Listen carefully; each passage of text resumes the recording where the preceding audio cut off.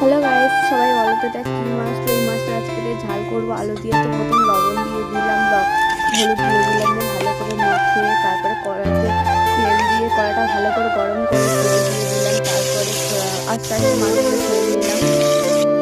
তো ভালো করে মাছটা ভেজে কড়কড়া করে তুলে নিয়েছি। তারপর সেই কড়াতে বেশ কিছুটা তেল দিয়ে লঙ্কা কুচি, পেঁয়াজ কুচি, টমেটো কুচি আর দিয়েছিলাম রসুন বাটা, আদা বাটা দিয়ে ভালো করে মিক্স করে তার মধ্যে তেলও দিয়ে দিয়েছিলাম বেশ কিছুটা। তার উপরে লবণ দিয়েছিলাম, হলুদ দিয়েছিলাম, তারপর লঙ্কার গুঁড়োও দিয়ে দিয়েছিলাম।